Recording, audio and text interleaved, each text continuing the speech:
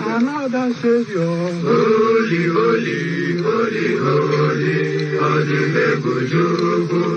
another Savior, holy, holy, holy, holy, Well, this is MAOBI N. This is dedicated to the gallant heroes of the Nigerian Biafra War and IPO families all over the world. I remember the Nigerian Biafran War, in the thickness of the Biafra genocide. Hey, one man revived the vanishing hope to life.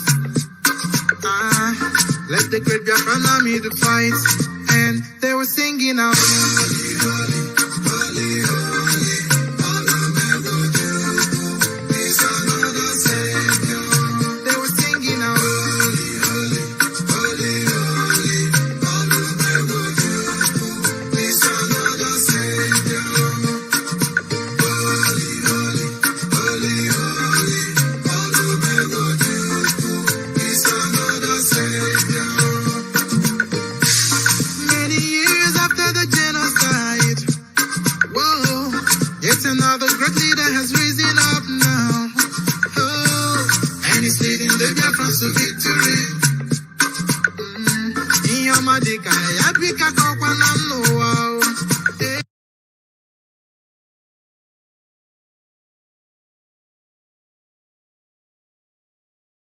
When I'm singing along, holy, holy, holy, holy, Nnamdi Kanu is another Savior. Sing along, holy, holy, holy, holy, Nnamdi Kanu is another Savior. When I sing along,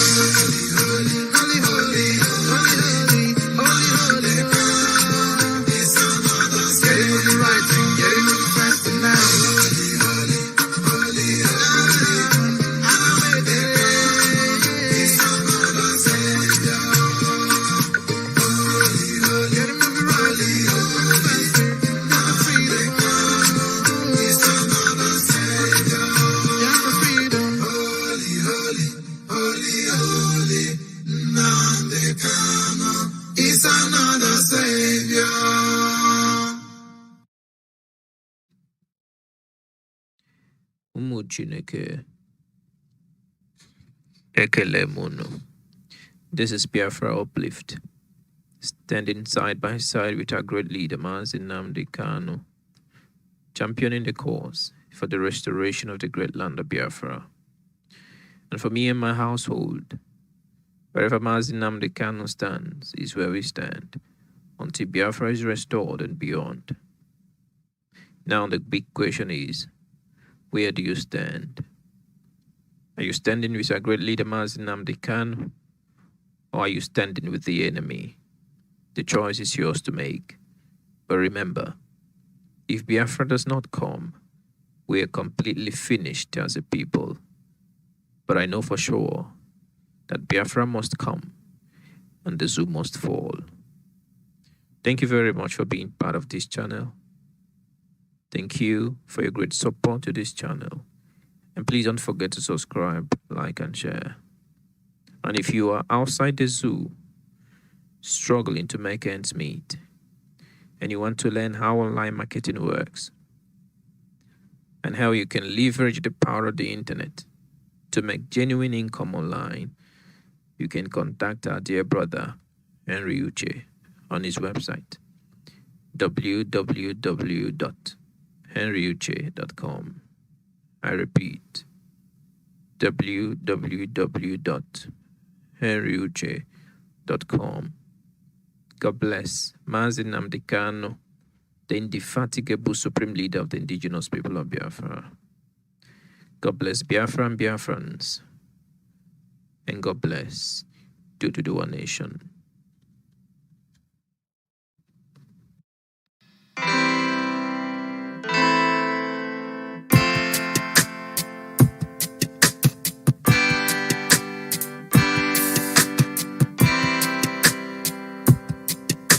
I thought of Biafra freedom taking longer, and cause of that you tend to feel so low. I know our freedom is your greatest hunger. I thought of Biafra keeps your heart aglow. We will walk the line, this hell that we've known with time, gotta take it away. Just hold on and don't let go. Hold on, do not let go. Just hold on and don't let go. Biafra is just a step away. Just hold on. Hold on, do not let go. Just hold on and don't let go. Biafra is just a step away. Our history has never known no laughter. It's always been this red and black, no green. A nation of this blessed yet hungry people. We shine a brighter light, the world will see. We will touch the skies and set up a throne on high and reign with our God. Just hold on and don't let go. Hold on, do not let go. Just hold on and don't let go. Biafra is just a step away. Just hold on. Hold on, do not let go. Just hold on and don't let go. Biafra is just a step away. Tell me now, can't you see and don't you know?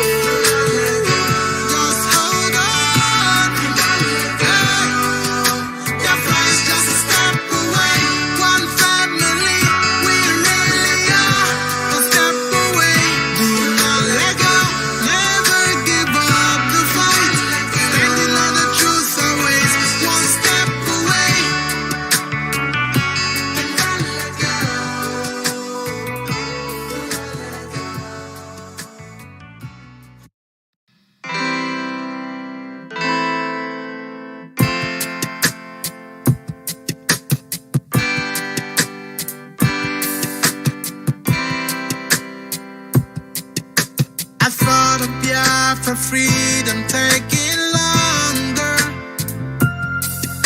and cause of that you tend to feel so low. I know our freedom is your greatest hunger. I thought of Biafra keeps your heart aglow. We will walk the line, this hell that we've known with time. Gotta take it away.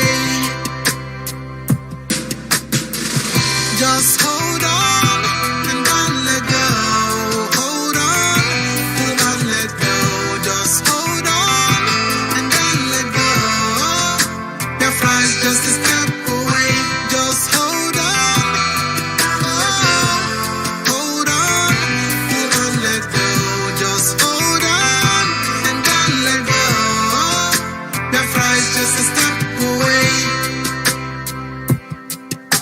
Our history has never known no laughter. It's always been this red and black, no green. A nation of this blessed yet hungry people. We shine a brighter light, the world will see. We will touch the skies and set up a throne on high and reign without God. Just hold on and don't let go. Hold on, do not let go. Just hold on and don't let go. Biafra is just a step away. Just hold on. Hold on, do not let go. Just hold on and don't let go.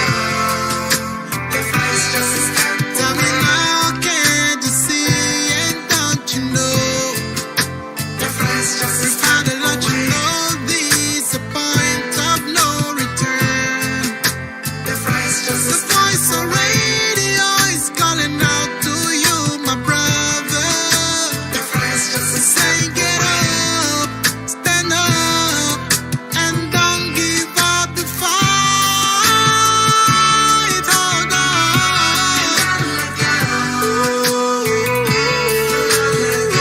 Just hold on. Biafra is just a step away. One family, we really are. A step away. Do not let go. Never give up the fight. Standing on the truth always. One step away. And don't let go.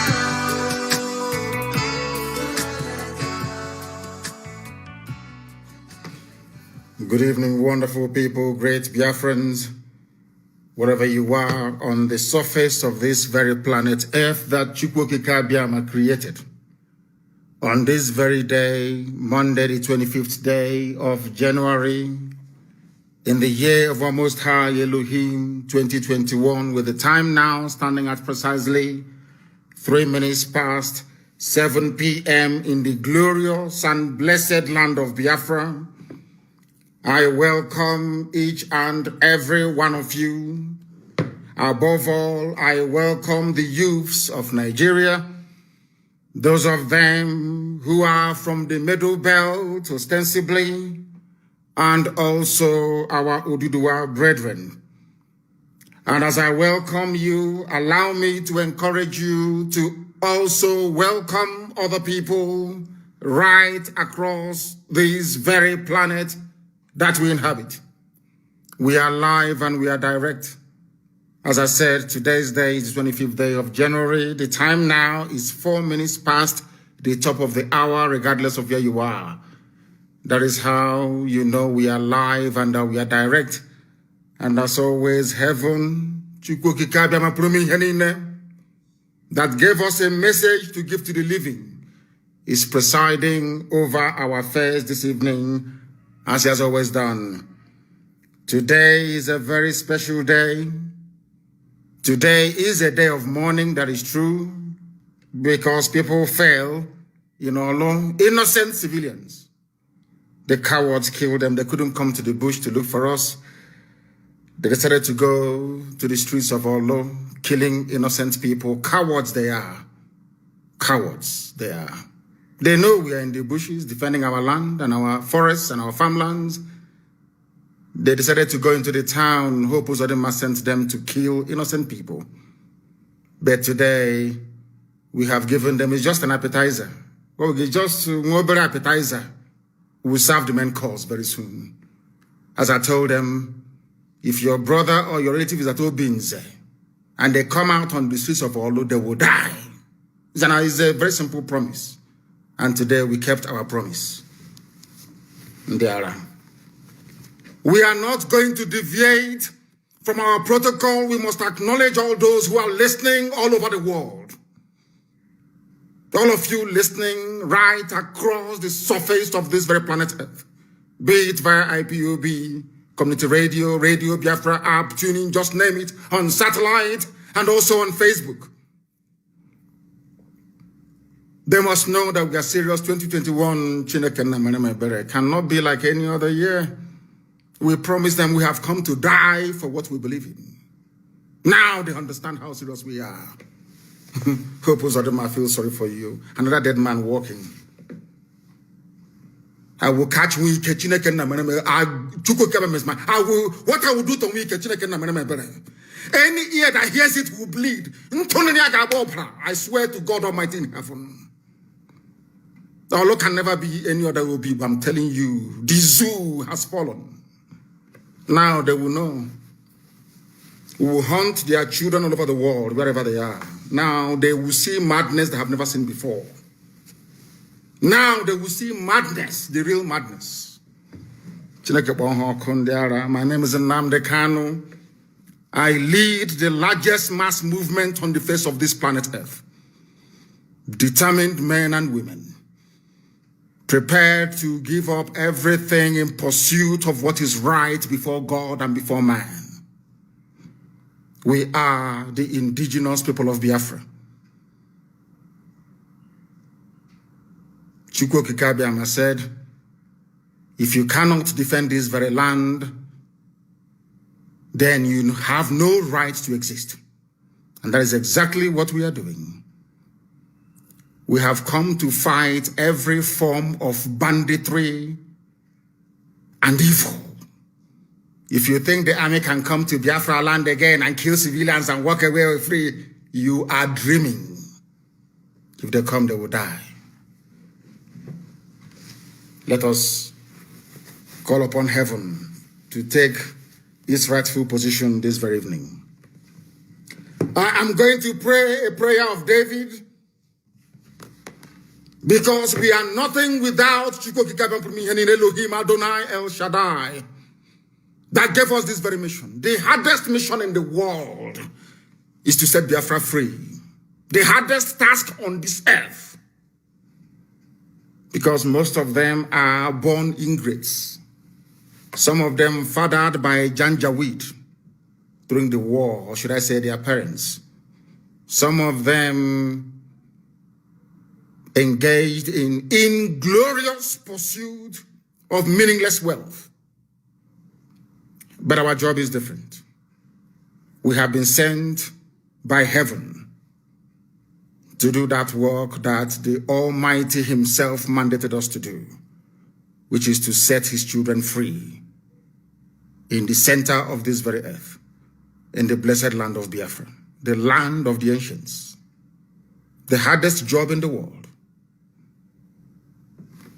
We must honor in heaven. Do you think we apologize to anybody? Without apologies to any idiot. I will keep doing what I'm doing until I am invited to The Hague. Then I'll ask the whole world where they were in 1966 as 300,000 Biafrans were slaughtered in the north. Where were you between 67 and 70 when over 5 million were slaughtered? Where were you when Akaloka was beheaded in the north?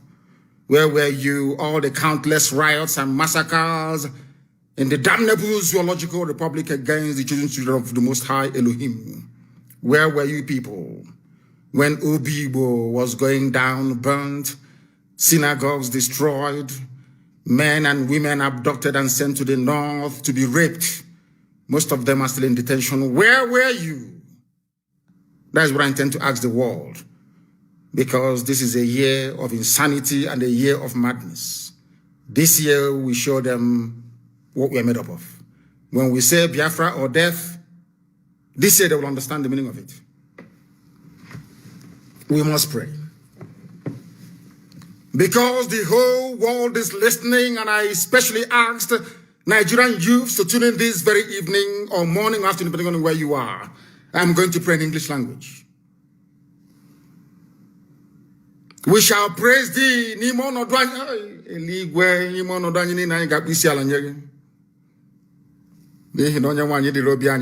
I will still pray in English. It doesn't matter what will befall us. In good and in bad, we shall praise thee. But we ask you for the safe repose of the souls of those cowards murdered in Olu today. A man and a woman. Cowards. We asked them to come into the bushes to look for us. They couldn't come. Instead, they were inside Olu town, as cowardly as they are, looking for civilians to kill. Cowards they are, from MAOBI N barracks. Elohim Adonai El Shaddai, we shall praise thee forever. It doesn't matter what we are going through. In good and in bad, we shall offer ceaseless adoration of your magnificence and your holiness. You are Lord and you are God, you are not man. You are beyond what man can conceive of thee. That is why unashamedly this very evening we proclaim your greatness before the assembly of the upright and in the congregation of the living. Because your work upon our life is great. Your handiwork is honorable and glorious. It doesn't matter what we are going through because you are God. We cannot question thee. And your righteousness endureth forever.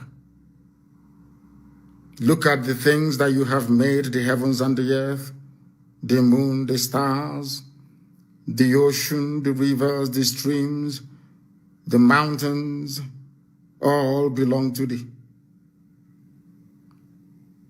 You are full of grace and compassion. And unto thee do we anchor every of our hope, every of our belief that Biafra shall be set free, and that you will also impart knowledge into young people within Nigeria to receive common sense, to absorb this very message this evening because it is comprehensive and incisive. You have shown us your mercy in the past. You will show us your mercy again.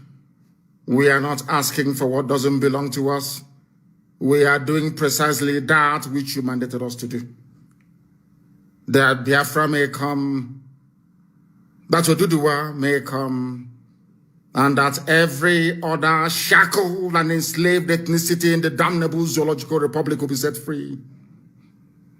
That in the end, all of us, Biafrans, Oduduwa, Middle Belt, everybody will come together to give honor and praise unto your holy name for setting us free. Because this very contraption that Britain constructed was designed to kill, to emasculate, and to render asunder. Only with your help and your grace shall your children be set free.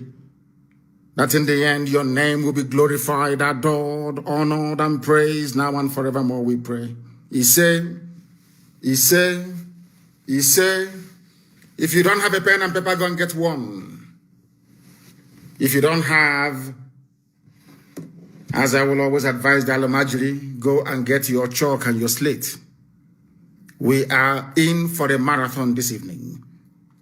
What we are going to, or what we hope to achieve after this very marathon broadcast, is a very comprehensive presentation that will lay bare to the understanding of the entirety of humanity the evil that Fulani Janjaweed is importance for everybody. After this evening, there'll be no doubt. What we have cleverly done, or what we intend to do, is that I will post the relevant links and videos on my page on Facebook. So if you are in doubt that Fulani are playing games with all of you, you will go to my page and go through all I'm about to say this evening. They have brought the attack here once again, but it's not going to work with us. They have tried to use incumbent politicians to do their bidding, but they have failed. Listen carefully. Get your pen and your paper. Very, very critical. Today will be a landmark broadcast, and you'll remember it forever and ever. After this program this evening, I would like our people who are well versed in these things to translate what I'm about to say into different languages, that people in other parts of the damnable Zoological Republic of Nigeria may be able to follow what we are saying and what we are doing. I want this very program translated into Hausa, into Yoruba, into TV. If Jukun has a separate language, we're also going to do the same for them, to enable people who are dwelling in rural areas to understand our mission, to understand what IPOB is doing, because there seems to me to be a lot of distortion. Nigerian newspapers do not report the truth. They are not objective. This brown envelope journalism of the very worst kind. What we are about to do this very evening is to outline why we are doing what we are doing. Because they travel to the Janjaweed North, or should I say to the Janjaweed controlled North. They lie to them. Nnamdi Kanu IPOB wants to break up Nigeria, wants to make your life a misery. Tonight we are saying it is a lie. They have been lying to you. They say Nnamdi Kanu is against everybody. He calls you animals, doesn't have regard for you. I am telling you now that your leaders and your elders, they are lying to you. If you're not a Biafran, they are deceiving you. They understand that only through what we are doing will you be set free. As I said a few weeks ago, there are over 200 ethnic minorities, should I say ethnic majorities in the North, because nobody can be a minority in his own home or in the land of his or her ancestors. You cannot be a minority. That is why I don't believe in all this minority gibberish. Listen very carefully to what I have to say to you. IPOB is not against you. I want you to write what I'm saying down. In every part of the world, God Almighty in heaven, in his infinite mercy and wisdom, have always chosen one race to carry out any of his blessings, or should I say undertaking, at any point in history. What am I trying to say? When God wanted to develop Southeast Asia, he used Japan. When Elohim wanted to industrialize the world, he used Britain. It was called the industrial, first the agricultural revolution, and then the industrial revolution. When Elohim wanted to educate the world as to the, should I say, niceties or benefits of social media, should I say, the internet and all the rest of it, the virtual world, so to speak, he brought in the US. When Chukwuemeka Abbiama wanted to make mobile phones available to everybody, he brought Nokia. I think that's in Finland. Mass production. When Elohim wanted the cost of goods and services to be reduced drastically, that poor people living in Africa can afford to have a flat screen television, he brought China for mass production. Now listen to me very carefully. The time has come. God Almighty wants to liberate not just Biafra, not just those who are in the zoo, but the whole of Africa. And you know what God has done? He has chosen Biafra to do it. Because without Japan, today China wouldn't be great. The first roaring economy from that part of the world in Southeast Asia was Japan. Now, South Korea, Taiwan, all the rest of them, everybody had to emulate, to copy. Do you know the reason why? Because when you go begging from Southeast Asia, today you have Malaysia, you have Indonesia, you have Singapore, everybody is doing fantastically well because they had a Japan to look up to. Follow me very carefully. Jealousy, envy, or hatred doesn't solve this very simple conundrum. It's very simple, but I want you to understand it. That is how God works. When God wanted to liberate South Africa, he brought Nelson Mandela, brought Steve Biko, of course. There are other people that will come along. When God wanted to liberate black people, not just in America, but the whole world to an extent, he went for Martin Luther King Jr. And the person who connived or betrayed Martin Luther King Jr. even slapped him in front of his hotel. I think it was in Memphis. It was a black woman.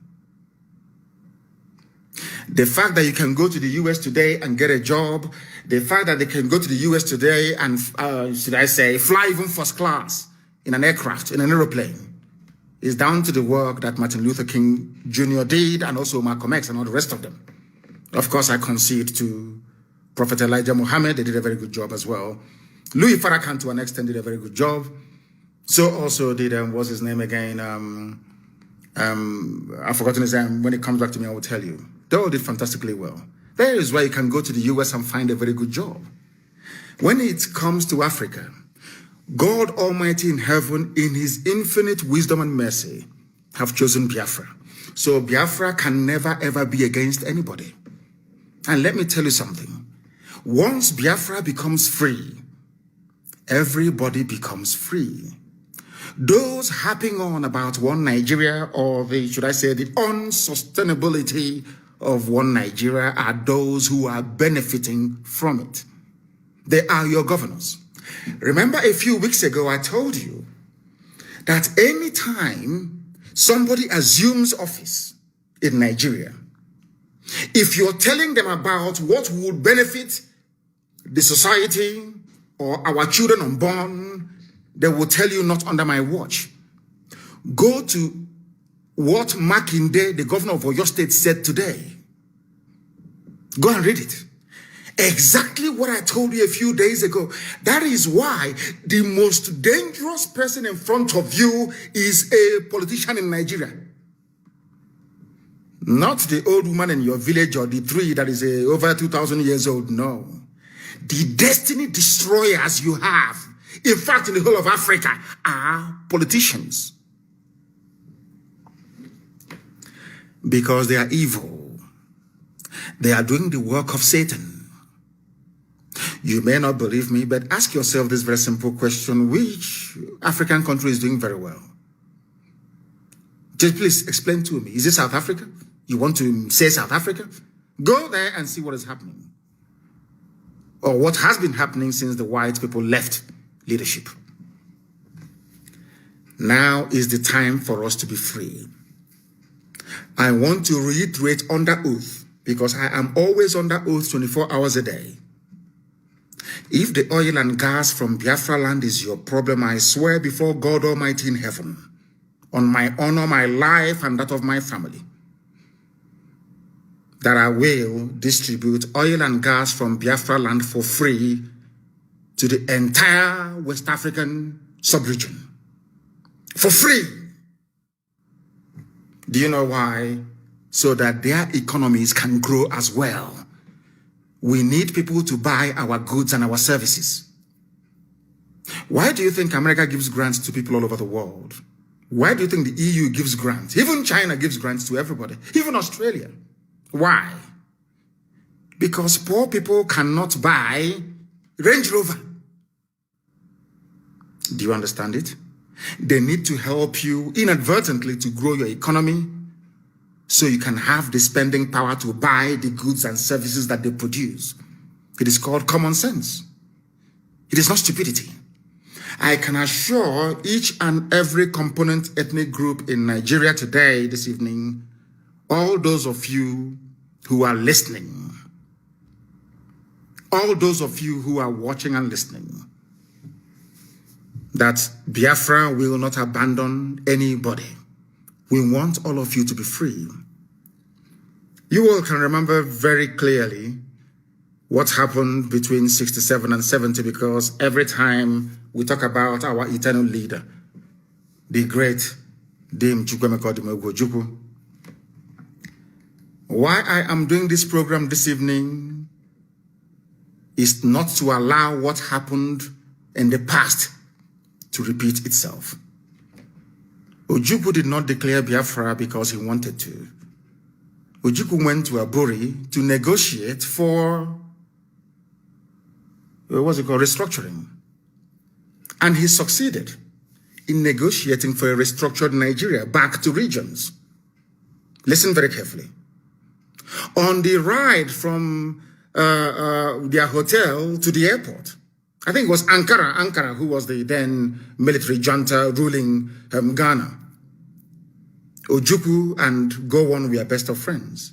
Ojukwu said, when we go back to Lagos, I will be the person to nominate Yakubu Gowon as the head of state. I hope all of you are following what I'm saying. Ojukwu never declared Biafra. Britain scuttled it because Britain did not want any of you to become developed. They didn't want you to control your own economy. They never wanted you to have a life of your own. They wanted to, this big daddy mentality is us who made you, we created you. You are what you are today because of us. You are nobody. We made you. They love it. So every time we'll be crying, Africa needs aid. Africa needs help. Give them grant. There is vaccine. Why don't you help them? There is polio. There is malaria. Let's help them. They look at us as imbeciles who cannot fend for themselves. They love it. You know that feeling you have, that rankadede feeling when beggars are coming to your house and begging you, you'll be feeling very proud and very big. That's the mentality they have. They knew that Ojukwu would have destroyed that. That was why they hated him. Ojukwu only declared Biafra because Gowon reneged on restructuring. Gowon said, no, we are not going to restructure. And Ojukwu said, this was not what we agreed in Aburi.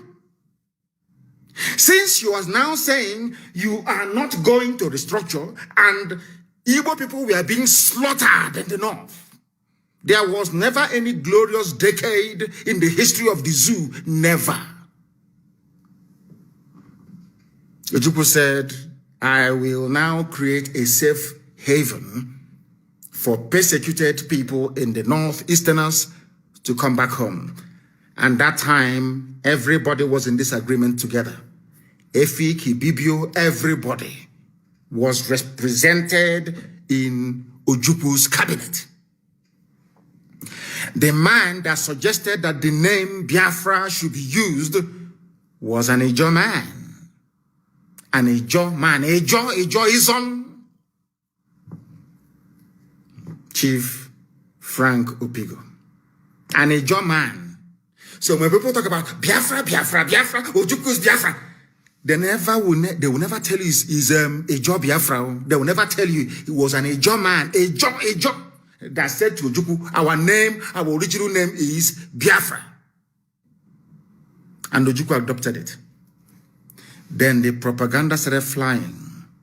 Sadly, from our Yoruba brethren. Then, very sadly, the lies began. The same lies that they were peddling that led them to label IPOB as a terrorist organization. But people occupying Yoruba forests, people raping and killing in Izombe, people raping and killing at Ozo One, people brazenly attempting to take over the whole of Benue State, they are not terrorists. I want people to, at least those that still have some measure of conscience, to understand what I'm saying. People who are raping and killing you, they're not terrorists. They are not proscribed Miyetiala, no. They are normal. You negotiate with them. You talk to them. You parley with them. But IPOB that is championing the freedom of everybody in Nigeria, I said everybody. Sometimes people misunderstand what we are doing. Biafra is a vehicle with which we are going to liberate everybody, including ethnic minorities in Sokoto, in Katsina, in Bauchi. Only Biafra can save you. Why am I saying this? And I want you to listen very carefully, please, and note what I'm saying down. Fortunately, the people of the South are gifted with a sense of responsibility, and if things doesn't work out, rebellion.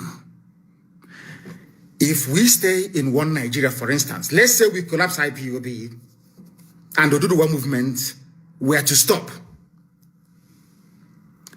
do you think that any minority in the Fulani conquered North will be able to rise up to challenge them? If the answer is no, then other people who must do it, those who are able should do it. That is why IPOB, this Biafra movement, needs the support of everybody. It doesn't matter where you come from. It doesn't matter if you're from Krenenbron. It doesn't. Once you are suffering within Nigeria, you need IPOB and you need Biafra. More than Biafra needs you. Because if we stop, let's say we collapse IPOB tonight and stop our agitation, how are you going to get electricity in your lifetime? How are you ever going to get good roads? How will you ever hold your corrupt and inept politicians responsible? And more importantly, how are you going to stop Fulanis from taking over your ancestral lands? How? Just tell me. A few days ago, I said something very, very poignant. I said, if you want to remain in one Nigeria, I'm not begrudging you, but look at Hausa people. That is going to be your fate. You are going to be a people devoid of honor and integrity. You will only exist as a people, if at all they will allow you to exist. Now you understand it. That is why we are doing what we are doing. We must cut out all the distortions, all the falsehoods, all the outright lies against what IPOB stands for. Anybody against IPOB is working for the politician. They are paid errats. Owasiwanya is a very spent force, somebody who made his entire existence on sabotaging his people. We love our elders. We respect them. If not that I'm a very, very discernible and sensible man, I would have thought that perhaps that Paya Debanjo has turned around to abandon truth, which I know and respect him for. Do you know that Paya Debanjo said, I am at one with Kanu? Yoruba media said, I am at war with Kanu. After doing my presentation during the Never Again 51 years remembrance of those that the zoo slaughtered and massacred, over 5 million people. After I finished speaking, Paya Debanjo asked to come back into the program to speak. He was allowed. He said, I am at one with Kanu. Fulani is the problem. of Nigeria. The media wrote that Pa Ayadobanjo said, I am at war with Kanu. These are the people who have been lying to you, telling you that we hate you, IPOB is too parochial, we hate everybody. And I'm saying, if we hate everybody, why was it that when I was at DSS, those who used to wash my clothes were kids they picked up from Sokoto, from Zamfara, and tagged them Boko Haram sympathizers, locked them up for, some of them for nearly 4 years. They used to wash my clothes. They used to fetch water for me. Boko Haram people. We started talking. They were the ones telling me, they told me every history about Muhammad Yusuf. They found out Boko Haram that the zoo police killed. You know, sometimes, you know that Nigeria even accused me once of supporting Boko Haram. Because I came and I made it very public that Boko Haram is the way it is today because of the wickedness of Nigerians. An average Nigerian is a very wicked animal, a wicked beast. Why do I say this? When Muhammad Yusuf was agitating for referendum, some of you don't know this, the Boko Haram founder was agitating for referendum in the Northeast. The Nigerian police killed him. That was why they turned violent. But when you discuss the history of Boko Haram, people will say that terrorists, they are this, that. But it was the Nigerian state that inflicted terrorism on these very poor people. That was why they took up arms. That is a fact. Castigate Boko Haram all you like. Cast aspersions all you like. Say whatever you want to say against them. It was your docility. You were there. Nigerian police went and killed a man that hasn't killed anybody. Today they're holding El Zagzagi. Holding him. Tomorrow now, when El Zagzagi dies in custody, and another front will be opened up with Shia Muslims in the north, all of you will start yapping as usual, terrorist group, terrorist. But now that El Zagzagi is suffering injustice, all of you are quiet. The only time I'm speaking the truth, you know me, I speak the truth always. I don't give a damn who is upset or who isn't. Have you noticed something? The same thing now that Yoruba media is saying that, of course, I love Sunday Igboho very well. He's doing a very fantastic job, and I will keep supporting him. Do you see the way the Yoruba media are reporting their own people? Do you see how they're writing about every second, every minute, every second, every minute? Because he is Yoruba. And the media in Nigeria is controlled by Yoruba people. And now I'm asking myself, what is the difference between what Sunday is fighting for, what Muhammad Yusuf was fighting for before they killed him, and what Nnamdi Kanu is fighting for? No difference. Follow me very carefully, please. I'm not saying that I condone or tolerate the excesses of Boko Haram, bombing and killing people. I completely reject and condemn it. But there is no difference. Yoruba will never promote anybody outside their tribe. They are journalists I'm talking about. Never. Because somehow they feel that the coming of Biafra will somehow disadvantage them. I don't know why.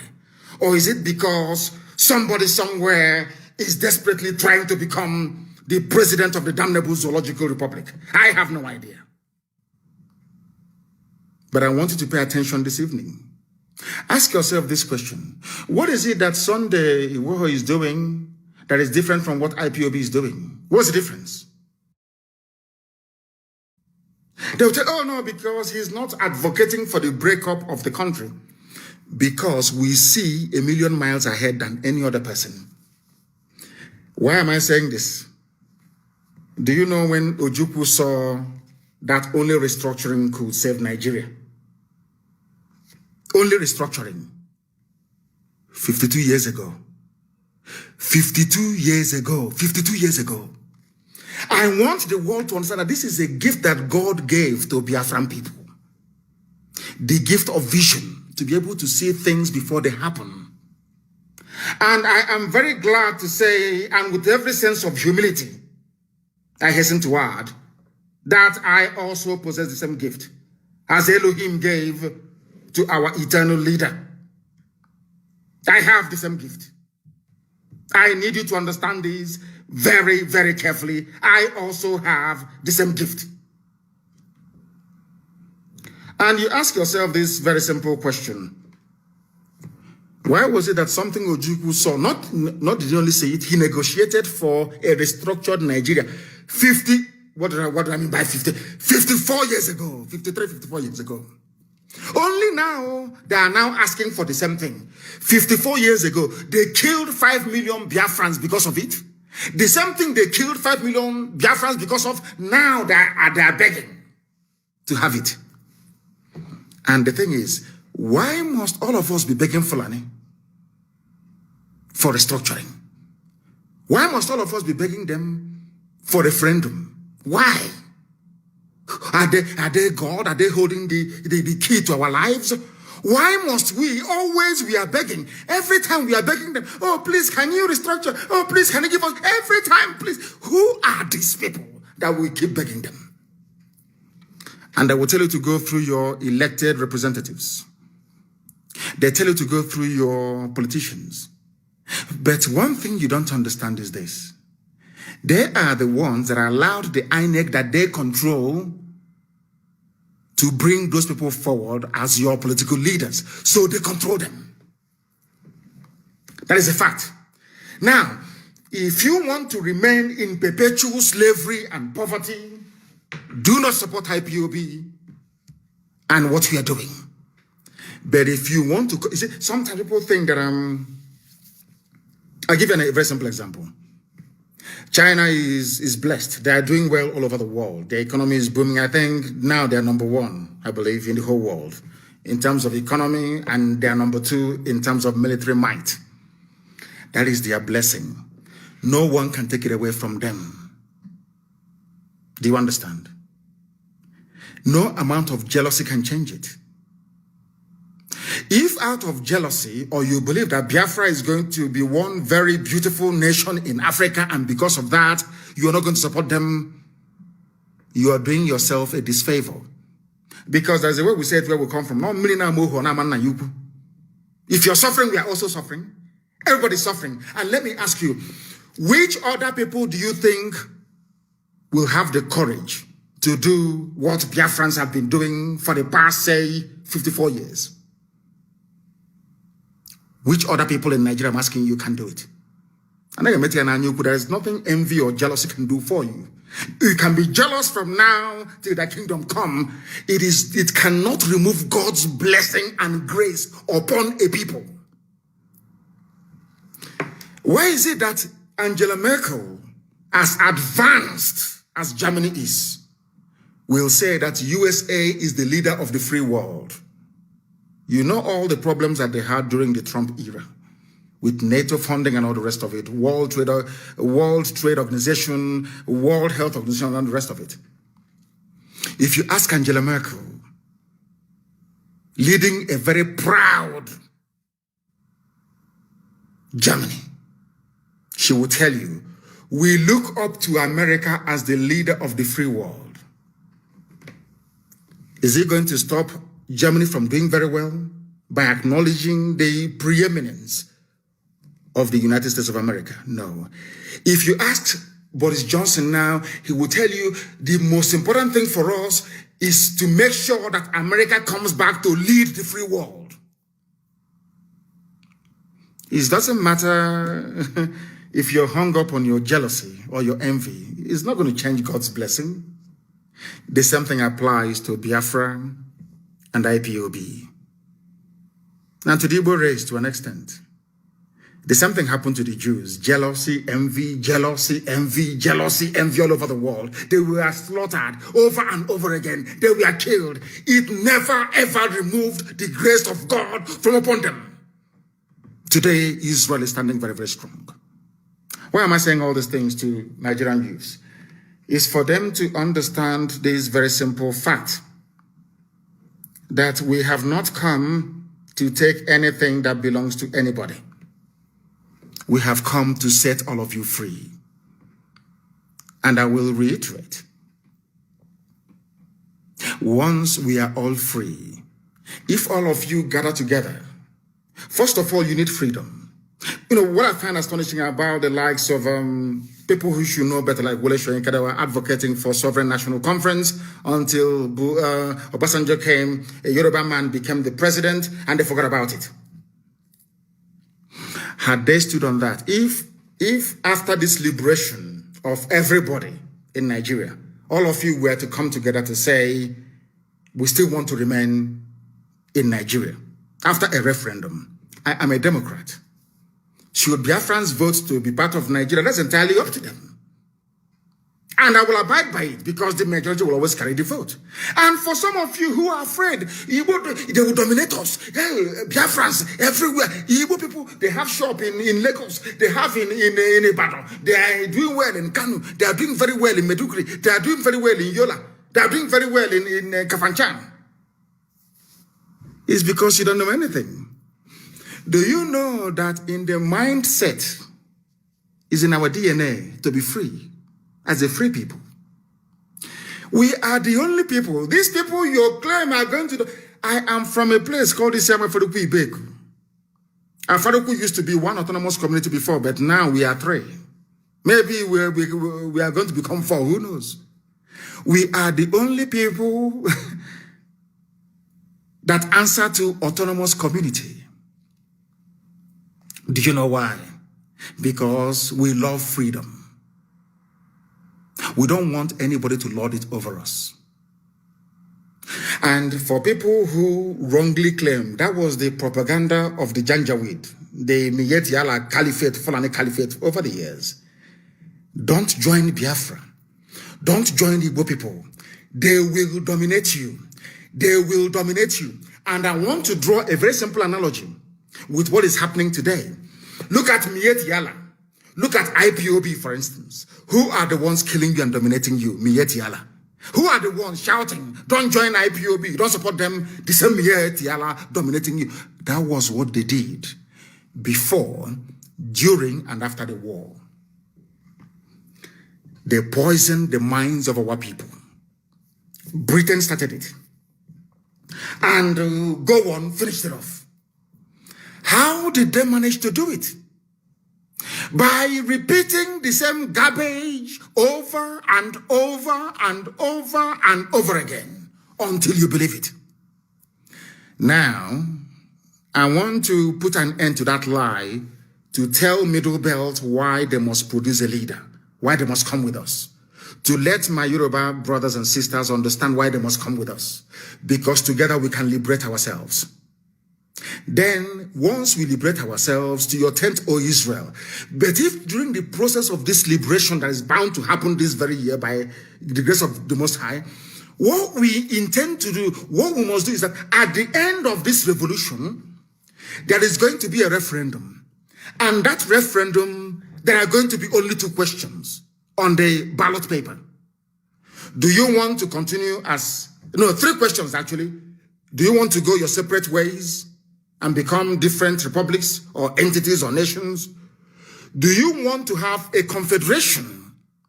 Or do you want a federation? As a referendum question. That's all.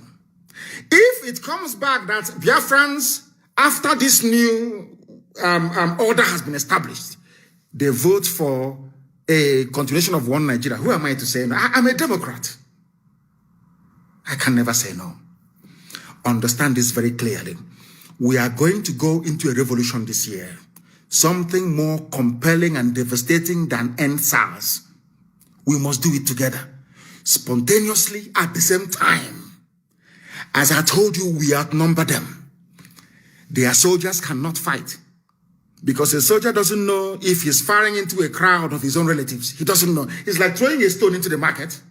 You don't know if that stone is going to strike one of your relatives. But we know they will bring Fulani terrorists from the Sahel, give them Nigerian army uniform to come and fight us. That's what they're going to do. As they're doing in Okigwe right now. Now listen very carefully when they do that. We outnumber them. Fulani is a minority. They're not up to 4% of the population of the zoo called Nigeria. They cannot intimidate all of us. They can intimidate you, that is your business, but they cannot intimidate us. Not to them, they cannot, this IPOB. Never. Do you know why? Because over the years, we allowed them, we gave them leeway. There was no problem. Only Fulani is at war with every ethnic minority, or should I say every ethnic group in Nigeria. Only them. Ask yourself why. We have gone beyond stupid analysis. Every day we analyze. Every day we keep analyzing the news. This happened. That happened. Oh, they have killed somebody here. There. I said to you, now is the time for us to band together. The promise I'm making all Nigerian youths this very night, because it's night time in Nigeria, is this. After we must have succeeded liberating each and every one of us, there is going to be a referendum. In that referendum, there will be 3 questions. Do you want Nigeria to continue as a federation, the way it's presently structured? Do you want confederation, which is regional government? Or do you want everybody to go to their tent, O Israel? I know what the problem is. People will say, when I was in detention at DSS, one of the officers that usually take me to court, one very fine, handsome man, he's from Borno State. He said to me, do you know I am a Christian and I am indigenous to Borno? I didn't come from anywhere else. My ancestors, our village, we have been there for millennia. Do you know that? I said, no, I don't know. He said, the mistake people make is that lumping everybody from the north together. They're either Hausa or they're Fulani. That I'm mistaken. This is a DSS officer trying to lecture me. I said, okay, I understand. And he said to me, when he was bringing me back from the court, he said to me, our problem is not with Biafra, not with you, but if you go, what is going to be our fate? The only reason why we have not been slaughtered or forcibly converted to Islam is the presence of Igbo people everywhere in Nigeria. A DSS officer confessed to me that it is better for them that we are all suffering in one Nigeria than to allow the East to break away.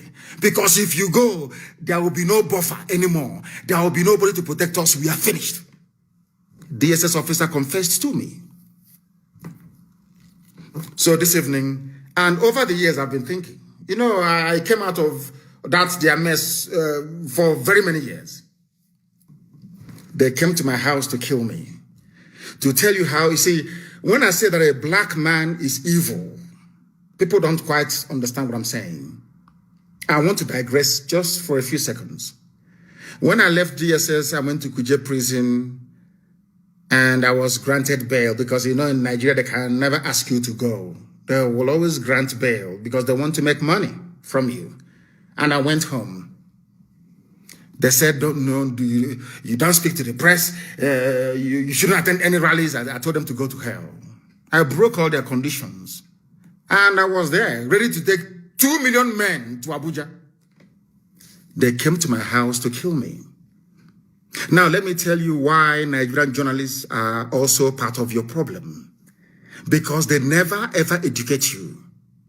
They always lie to you. I was in my house.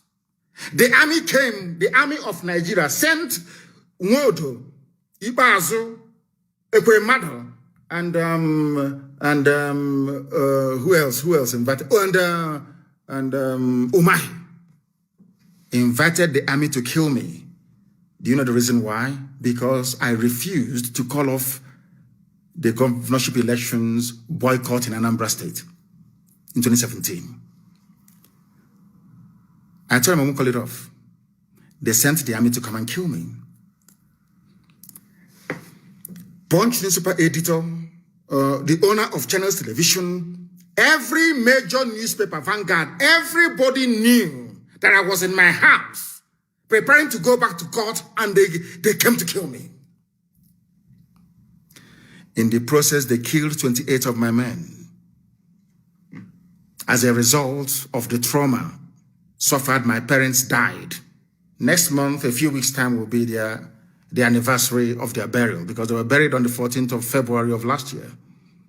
My mother and my father died as a direct result of the trauma that they sustained resulting from that very attack. Do you know what happened? Nigerian newspapers, they have seen the video. They saw the army scaling the walls of my house to come to kill me. They went to court. Buratai gave editors of Nigerian newspapers money, Yoruba editors mostly, to say that I jumped bail. Do you know, that very day I realized that there is a level of wickedness in the soul of a black man, that is why black people are poor all over the world. I never knew. That day it occurred to me that black people are patently evil. I was in my house, sleeping in the afternoon, having siesta, and the army came to kill me in my house. By the grace of God, I survived it. Somebody, a human being that went to school with conscience, had the temerity to say that I jumped bail, that I am a fugitive when they came to kill me, which means that those Yoruba newspaper editors wanted me dead. Do you see how black people reason? Do you see how they think? Now, as I was saying, these people, do not allow them to deceive you. IPOB is fighting for your liberation, for your freedom. And I want that very video to be posted, please, when I was in court, arranging bail for Kanuri people, for Fulani people, for Hausa people, for Nupe people. And if you have the time, go to Kuje prison and ask any long-term serving inmates in the prison. The greatest loss they have endured was when I left Kuje prison. I was the one who arranged for lawyers for Shia Muslims inside Kuje prison. I was the one that arranged for lawyers for Hausa people, Fulani people inside Kuje prison. Go and ask anybody. If I hate other parts of Nigeria, or if what we are doing is born out of hatred, why would I spend IPOB money when I was in prison trying to free people from other ethnic groups? Why would I do that? What benefit do I have to derive from it? That is to prove to you that what we are doing is to try to free everybody, because if Biafra is free and other people are not free, we don't have freedom. We want other people to be free. So then when Biafra is doing very well, other nations around us will also be doing very well. There is something called economies of scale. That is why I believe that anybody who is a student of economics, you can never be jealous or envious in your life. In fact, if you attended Government College Oman as I did and studied factors of production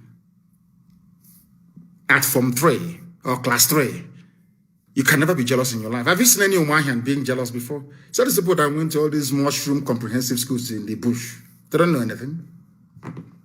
Have you seen anybody who attended maybe King's College Lagos or DMGS Onitsha or where's this one again? CKC Onitsha for that matter, or Nike Grammar School or Methodist College Uzakole, or maybe Hope Warden Institute in Calabar or Stella Maris in Iguacha, or maybe Africa Grammar School in those days. Do you think they have time for jealousy? Because at Class 3 they teach you something in economics, factors of production.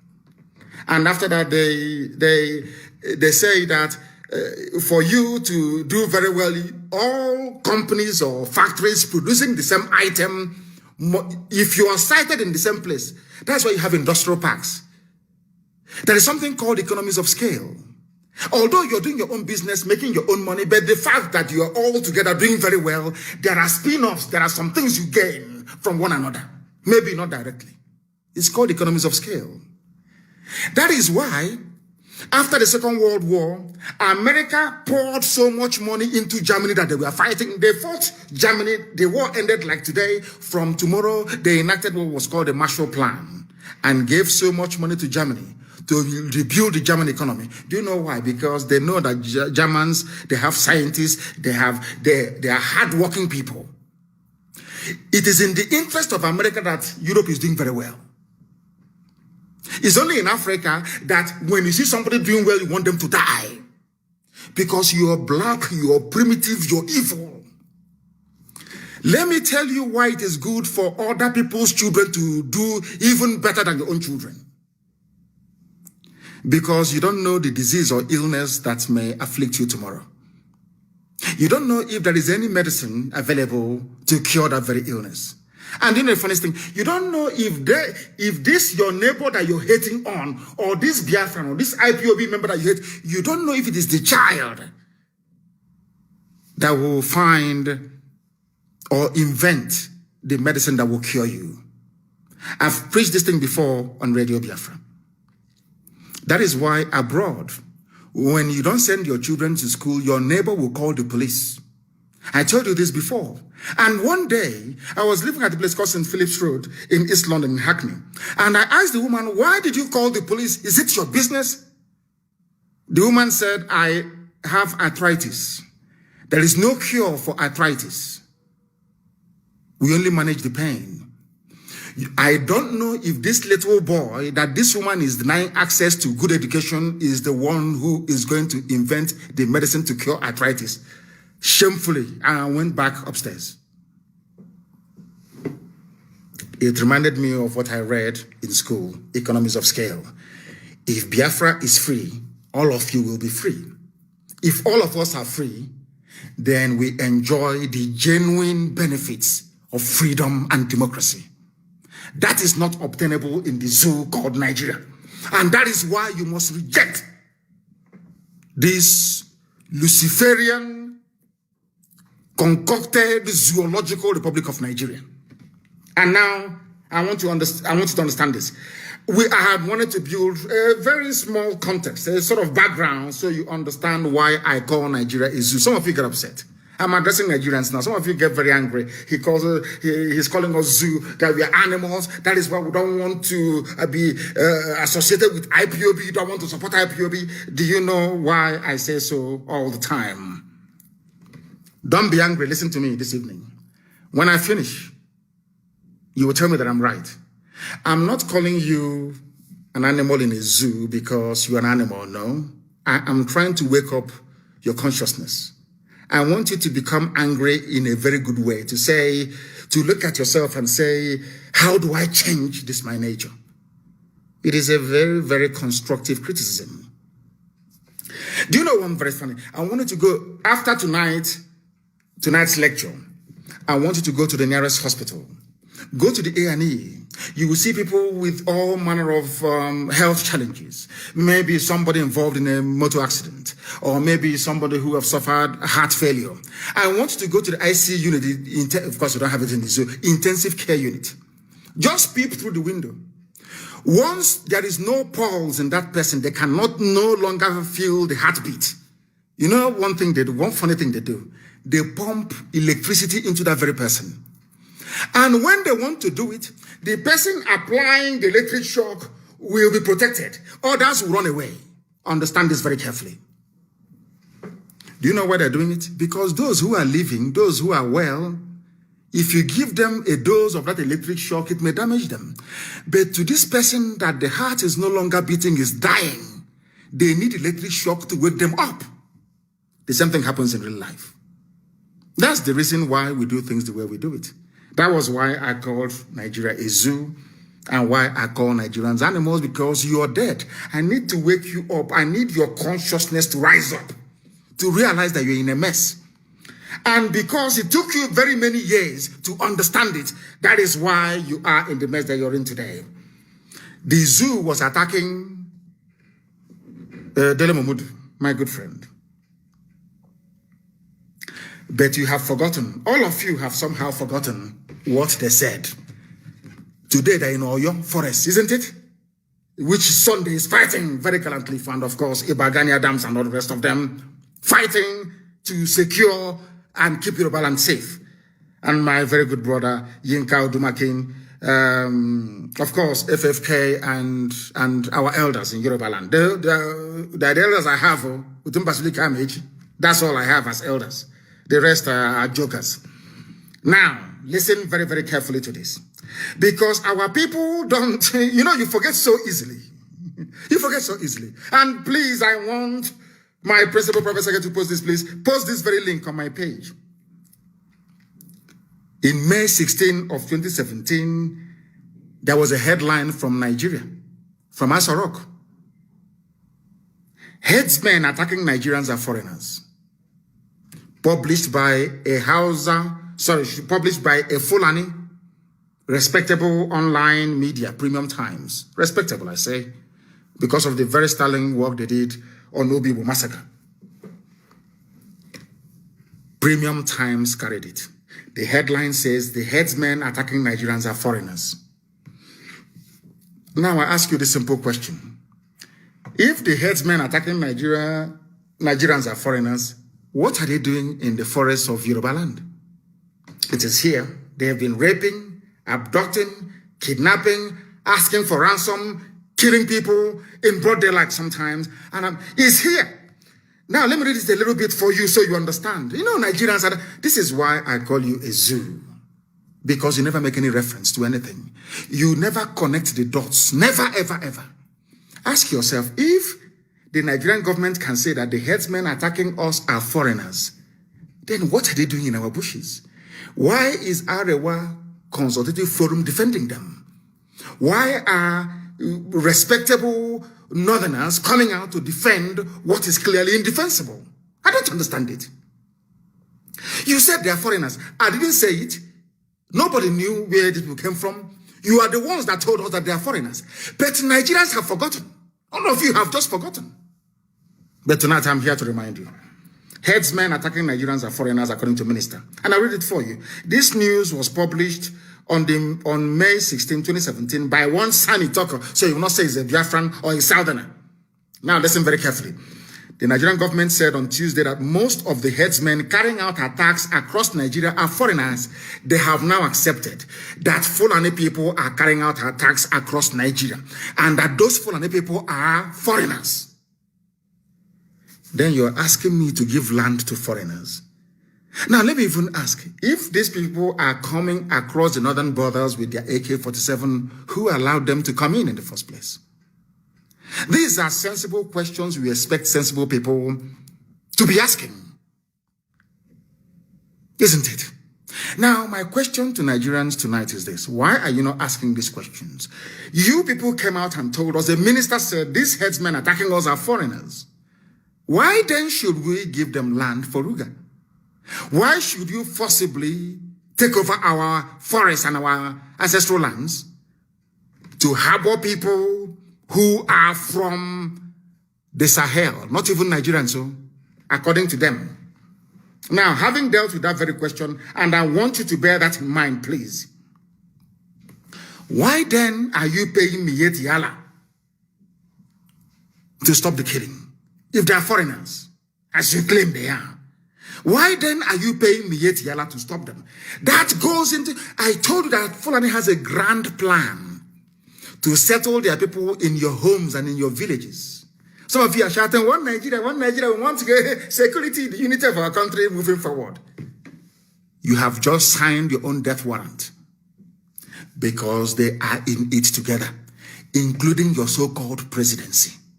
This is what they do very well. It's all takia. Everybody knows that. They deceive you. They cheat you. Today they say, oh, we apologize to the residents of... Apologize for what? You should...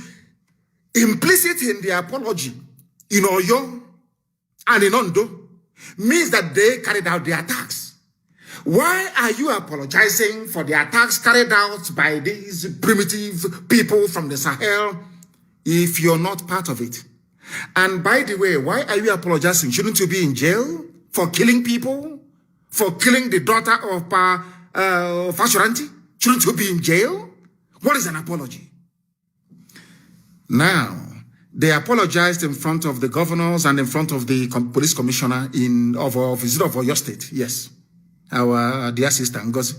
And by the way, thank you for not arresting Sunday, because you would have gotten yourself into very serious trouble.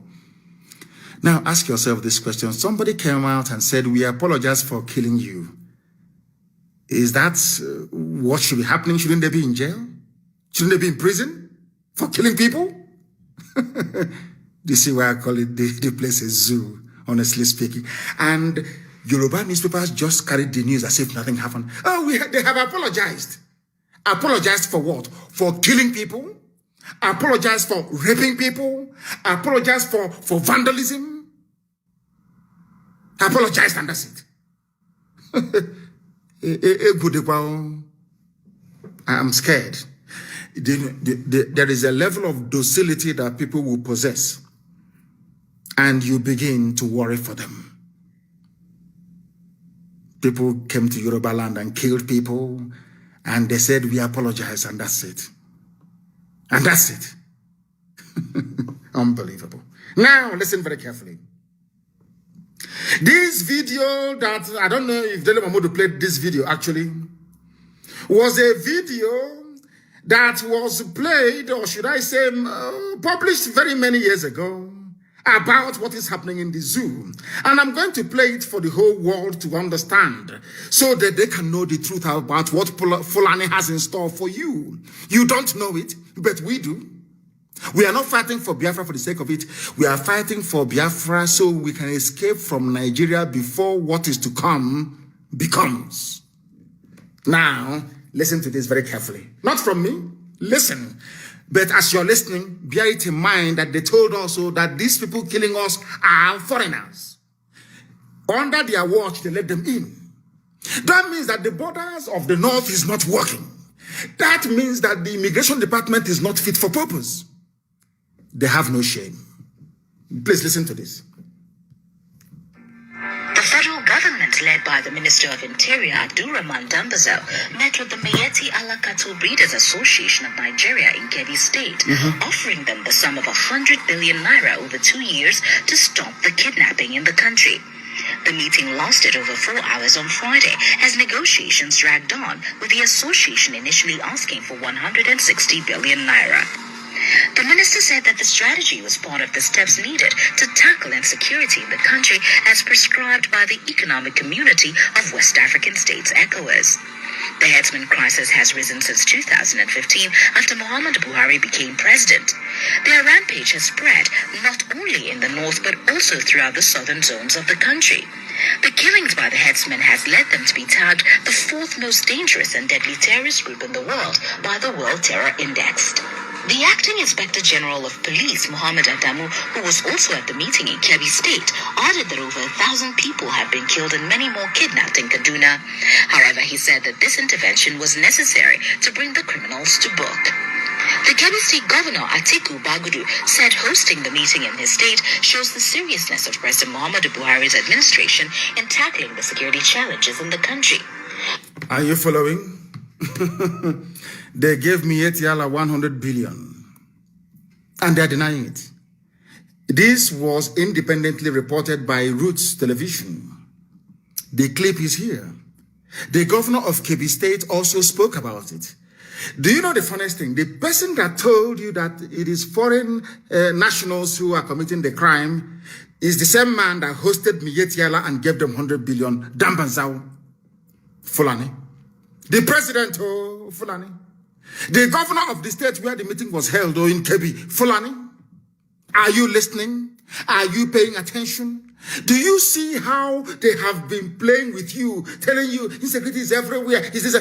Because they know they have come to take your land from you. And there is nothing you're going to do about it. This was why they wanted to crucify Dele Momodu. Because of this. Because of this, they wanted to kill him. They were saying it's a lie, but he's here, reported neatly and cleanly, and please post this on my page, that people may go and view it over and over and over again to understand the mess you are in your so-called one Nigeria. Nigeria is like I don't know what it is. It's like it was in a cage. I'm telling you the truth. And what are their plans? I will tell you in a few seconds what their plans, what their overall strategy is, what their plans are for you. Why are they paying Miyetti Allah to stop the killing if it is not Miyetti Allah that is doing the killing? Very simple. These are the things I expect investigative journalists to go into. Ask is a simple question. If Miyetti Allah is not carrying out all these killings, why are you paying them 100 billion naira? What for?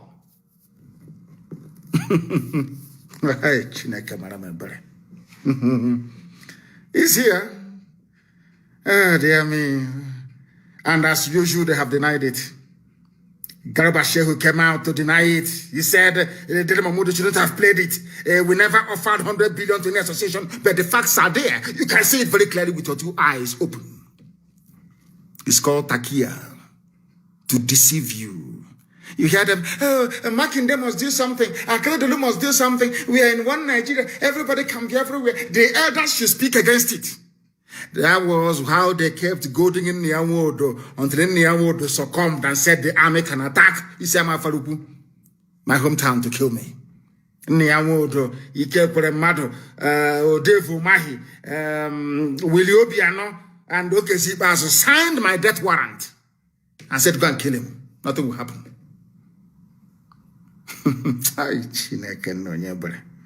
Lord have mercy. Let's continue. They asked Garba Shehu, did your government, your Fulani government, of course Buhari is dead. If you say Buhari is alive, then that means you need to see a brain surgeon. Your brain is not working very well. Why did you give them 100 billion? This is an absolute falsehood. In all of those meetings, I have confirmed that in any of those meetings, nothing like money was discussed. All of the issues were about the involvement of the leadership of this group in getting them to prevent upon their erring members, and there are many. Now, Garba Shehu is saying that it is Miyetti that is killing people. Garba Shehu opened his mouth and said, Miyetti Allah are the ones killing people. That's his response earlier yesterday. Because we want to attack Dele Mahmoud. See how they're playing with you. It is Miyetti Allah. It is not. We gave them money. We did not. The same Miyetti Allah that was negotiating the release of kidnapped school children just a few weeks ago. Do you see how they are messing up with your brains? And they need to keep you occupied. They know how you reason. They know that you want money. They know you are very hungry. They know you're very desperate to also own a house in Dubai. What do? They dangle 2023 in front of you, telling you it is the turn of your village. Yo, don't worry, 2023, you come to Abuja, you start enjoying. You too, you can have private jet. Don't worry, that is it, 2023. Don't worry, we are in your forest, yes, we know. But there is killings going on, yes, we know. But please, forget that. Think of 2023. They know how you reason. They are very clever, you know. Fulani, aye, dear me. They know how to deceive you. And they have willing tools in Yoruba journalism. Yoruba journalism is as poisonous as a very corrupt, desperate politician. Very, very poisonous. Very poisonous, I tell you. It was Yoruba media complicity and duplicity. That is why their forests are being occupied today. Because what goes around comes around. They never knew that by helping these Janjaweed Caliphate suppress freedom fighters, that they themselves are opening up their land for occupation. They never knew it. It's common sense. Today everybody's suffering. Garba Shehu said only a few days ago, no, just yesterday, that it was Miyetti Allah carrying out the killings. Has anyone suggested that Miyetti Allah should be, I don't know, proscribed? No. When they kill you, they apologize to you. But IPOB that did nothing. They want to tag a terrorist group. That is the mind of a black person. It is here. The evidence is right in front of us. But Nigerians are too gullible, and I'm asking Nigerian youths tonight, do not be gullible anymore. Do not be gullible anymore. Stand up and say that we have had enough. And when we call you to come out on the streets to protest, just do it. And you have your freedom in your hands. They kept denying, oh, we never gave money to Miyetti Allah, but I want to read another news for you, and please publish it. I want you to publish it on my page, the link to this Guardian newspaper publication.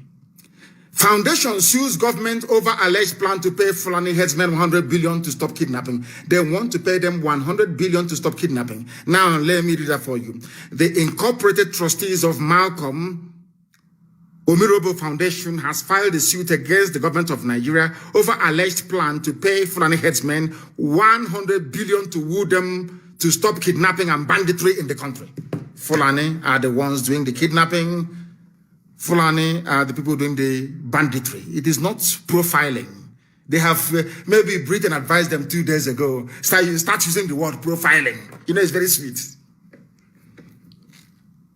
We are not profiling anybody. We are telling you the truth. You set up all these terror groups to advance Fulani hegemonic interests right across the length and breadth of Nigeria. That is what you're doing. And we are calling you out. And you don't like it. That was why you tagged IPOB a terrorist movement, to try to silence us. But God Almighty in heaven had other plans. It is here. Vanguard publication. Confirmation that Fulani people are the ones doing the killing, and they are the ones paying themselves to stop killing their so-called fellow Nigerians. And Governor Makinde is saying, we are one. Let us stay in peace, because he doesn't want his security votes to be threatened. That is black people for you. Black people for you. Now, there's another news. Coming from the same Fulani group. I want you to pay very serious attention, please. Coming from the same Fulani group. This news was published on May the 10th, 2019. A Fulani group warns Nigerian government against compensating Miyetti Allah with 100 billion. Please post the link on my page so the so-called Nigerians can come and see what has become of their lives. How they are deceiving you. Even a Fulani group. Sequel to reports making the rounds that federal government is offering the Miyetti Allah Cattle Breeders Association of Nigeria the sum of 100 billion. And remember, when Garba Shehu was asked, why are you giving them money? He said that Miyetti Allah is a legitimate stakeholder in the country. Have you forgotten? Garba Shehu, go and Google it. Garba Shehu, just Google Miyetti Allah, a legitimate stakeholder in the government of Nigeria, you will see it. The same Garba Shehu. When he was asked a few years ago, now he has changed. We never gave them money because they think they are talking to fools. They think they are talking to idiots. This very group is called the Gan Allah Fulani Development Association of Nigeria. They want the government not to give this money to Miyetti Allah. They use it to buy guns and equipment to bribe some very corrupt and useless traditional rulers in the south to give them land to occupy forcibly. Are you following? That's Nigeria for you. That is one Nigeria for you. And we are here to educate the youth of Nigeria so you understand what is affecting your lives. How these people have done everything they can to make your life a misery. And after receiving 100 billion, they went on rampage. That is why you have them everywhere. That 100 billion was to boost them, to scatter them everywhere. That was what happened. And that is why you have Fulani Miyetti Allah killing everywhere right now. The 100 billion was to move them down south, to take over your ancestral lands. Can you imagine that Nigerians are running from their fellow Nigerians? Very, very sad indeed. Wave after wave of attack. Coordinated, carefully planned by the late dead Buhari. Of course, he'll be very proud from his grave in Saudi Arabia what people are doing in his name. Habak took over from him. Ismaila Isafuntua came up. In fact, Mamandara is gone. Is remaining El Rufai and Buratai. All Fulani, all Fulani planning your demise. And you're there foolishly looking upon 2023 and planning or talking your usual garbage about what Nigeria. They are even mad people everywhere. That is why they don't like us and we don't give a damn. We don't need your likeness. And now let me also confirm to you the grand plan of the Fulani to take over your lands and kill you in the process. Now, please, I want you to also publish this news and you can Google it if you like. We have paid some Fulani to stop killings in southern Kaduna. Who said it? Governor El Rufai of Kaduna, Vanguard publication of December the 3rd, 2016. A Fulani governor of Kaduna State said we have paid some Fulani to stop the killing. It didn't start today. This was in 2016. Since they came into power in 2015, it's all killings and advancing the hegemonic interest of the Fulani Caliphate. And all of you are stupidly shouting, one Nigeria, one Nigeria, one Nigeria. And your land is going, your lives are being snuffed out in front of your eyes. Do you see how foolish Nigerians are? Do you see why I call Nigeria a zoo? Do you see why I call Nigerians animals? Because they do not reason. They don't know how to reason very well. Some may get upset about it. But I'm sure in the quiet of your home, you will say that what Nnamdi Kanu is saying is right. We have paid some Fulani, please publish it on my page. I beg you, the link is a Vanguard link. Kaduna State Governor Malam Nasser El Rufai has said his government has traced some violent, aggrieved Fulani to their countries.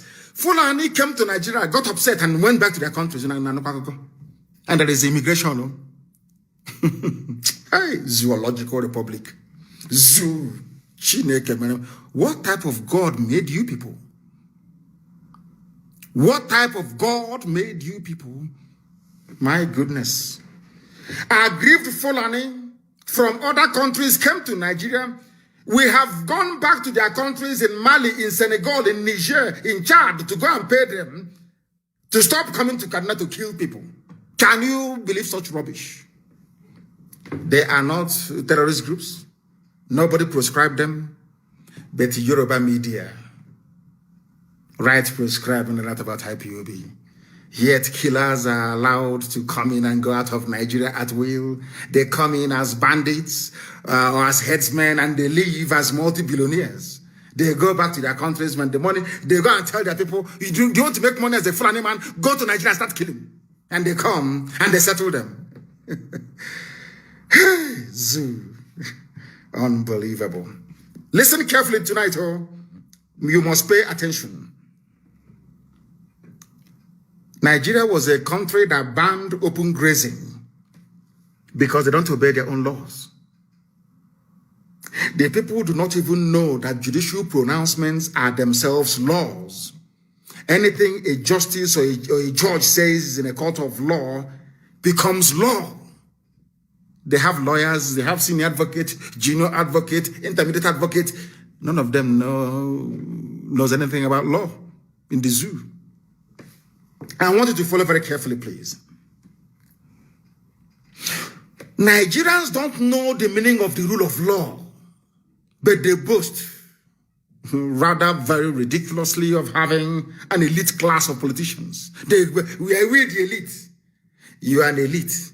And they're moving cattle from somewhere in Funtua to Yoruba land to Oyo to Ondo. What does your law say about it? The law of Nigeria forbids the movement of cattle and open grazing. It is the law of Nigeria. But because Fulani, they have another agenda. Mind you, they have a Fulani Attorney General. What do you expect? In a country where an Attorney General cannot advise the government that open grazing is illegal. Please, I want you to publish it. It was published by PM News. Headsman, High Court bans open grazing. It is there. Very clear for the whole world to see. You want me to read it? The judgment was delivered by Justice Adewale Thompson on 17th of April, 1969, at the height of the war. Even during the war, in suit number AB/26/66, what did the man say? This man, Johnson, died in 2004 at the age of 82. He said in his judgment, I do not accept the contention of defendants that a custom exists which imposes an obligation on the owner of a farm to fence his farm, whilst the owner of the cattle allows his cattle to wander like pests and cause damage. 1969, no? They started looking for your land since 1969. You know that I love Fulani, they're very patient people. They know how to play this game. They are very patient. Even if they don't accomplish their aim before 2023, they will wait for another 8 years. They will come back and they will continue until they take over your land. It is here. This is a law in Nigeria because this judgment was pronounced by a judge, Justice Adewale Thompson, on 17th of April. It is everywhere in the whole world. That is the reason why people go to Supreme Court in America. Any pronouncement by the Supreme Court becomes law. When they say we are going to allow abortion, open abortion becomes the law. When they said that now blacks and whites are equal, they can ride on any public transport, it became the law. Congress did not legislate for blacks and whites to ride on a bus. I forgot the name of that woman. I think it was somewhere in Alabama. I've forgotten. Well, it's a very famous case in America. I don't know why I forgot it. The woman that refused to stand up and give up her seat to a white passenger on a public bus. It went all the way to the Supreme Court. The Supreme Court of America said you can sit anywhere on a bus. That abolished segregation on buses, on public buses. The House of Reps or Senate did not debate it or vote on it. Now you understand, don't you, how civilized countries operate. Any pronouncement by a court of law becomes law on its own. Nigeria has this law since 1969 that banned open grazing. But today, you're talking about open grazing. And you're telling me that such a place deserves to be called a country? Oh, dear me. Hell, Britain made me laugh mad. Very sad indeed. I played this video for you before and I want to play it for you again. And please repost it on my page. About the Bauchi governor talking about how they are going to bring in Fulani from everywhere and they pay them your money. The money comes from Biafra land, from our oil and our gas in Biafra land. Chai, these guys, they have messed us up. Messed everybody up. Now listen to this, please. It with them more because to them they don't have borders from Cameroon to Nigeria. But that's the thing, Excellency. How they don't have borders? Fulani don't have borders. That's why they can come, plan with Miet Yala, kill people, kidnap people, collect 100 billion. They go back, they finish spending the money, and they come back for more. And you want Nigeria. You people are your ignorance astonish me. I am amazed at this level of ignorance. This is a sitting governor, and I want you to listen to him to understand the plan that the Fulanis have for you. Listen to him, Fulani governor. Hey, so good. Get with them more because to them they don't have borders from Cameroon to Nigeria. But that's the thing, Excellency. How do we ensure that those who will be participating in this federal government largely funded program will be Nigerians? Federal government funded, thank you very much, it's Rosa Parks. Rosa Parks, the case made it all the I want to educate Nigerian lawyers because, you know, senior advocates advocating rubbish. You don't need to make noise about Fulani people in your forest. Just go to court and ask them to reinterpret what Justice Thompson said in 1969. It is law in Nigeria. Anywhere you see a Fulani man grazing the cattle outside, they are breaking the law of the land. They should be in jail. Rosa Parks is the woman's name. Thank you very much. You claim you're educated. These you black people. What is wrong with you? With you people? What is wrong with you people that you cannot reason properly?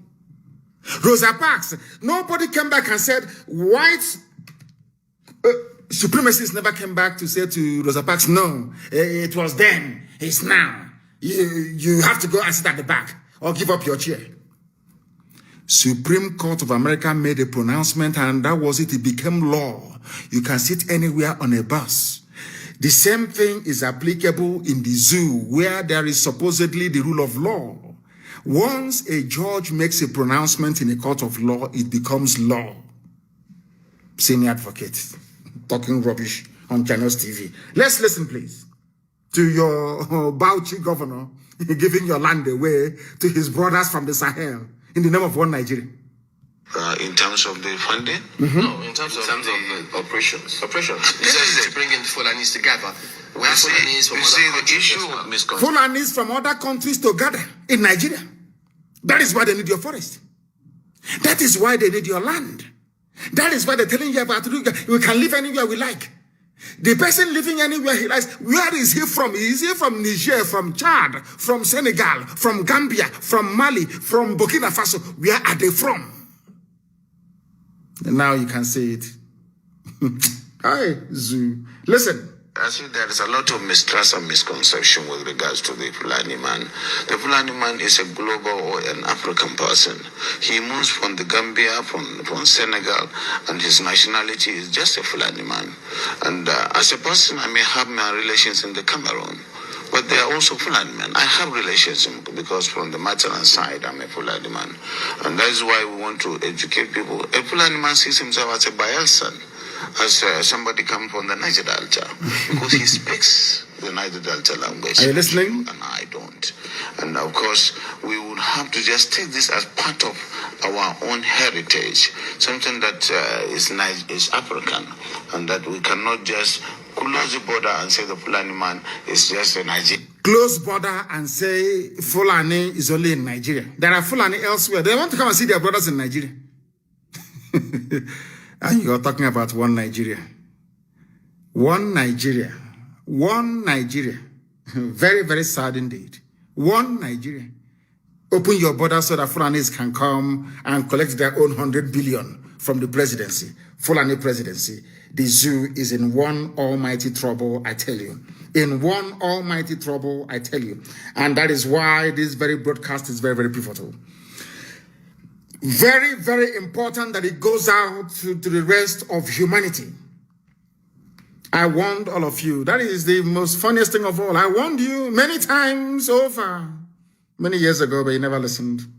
My joy today is that people are beginning to come round to our position about the prediction, or should I say, what we said would happen should you make the mistake of putting Fulani Janjaweed in power. Those from Yoruba land that voted for APC, how far you are now paying with your forests and your farmlands. You are now paying with your lives and your blood. Very, very sad.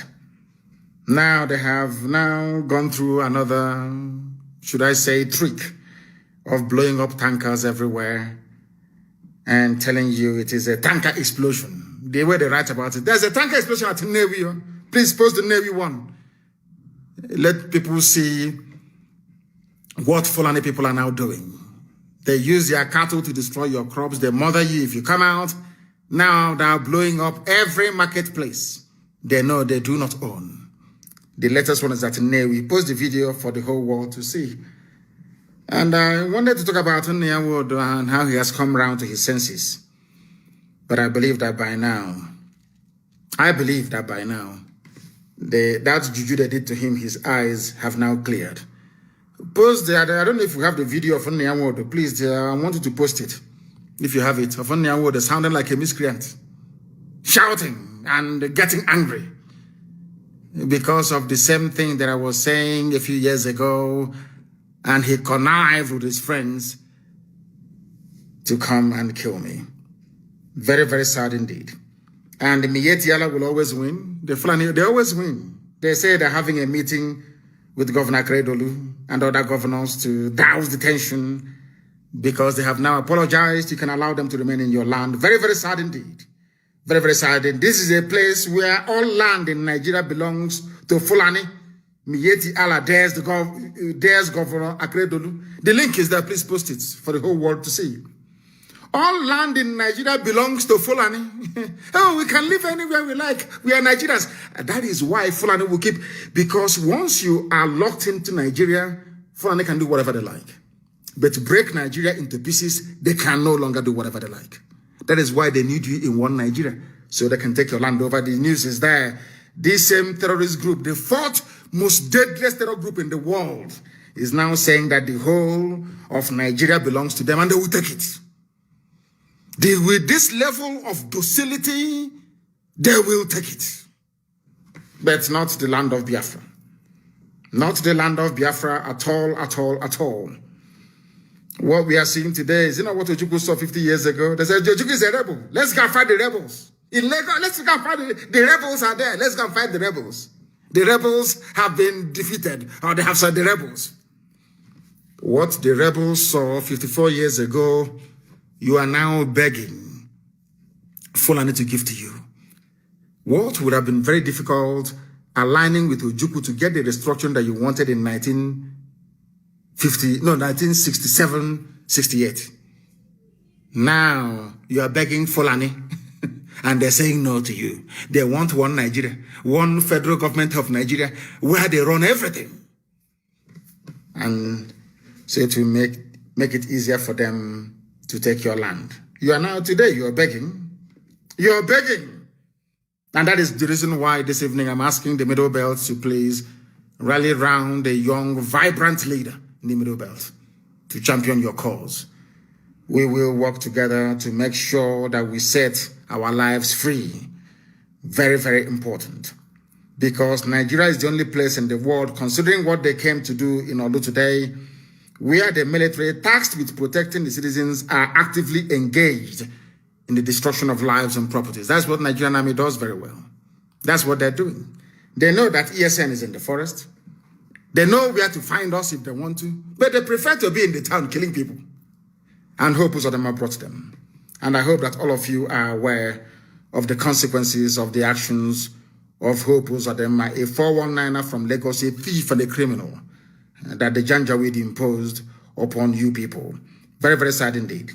And in that same zoo, rather than being in the north and fighting the bandits that they created, the people that abducted 8 orphans from an Abuja orphanage, you people are not ashamed of yourselves.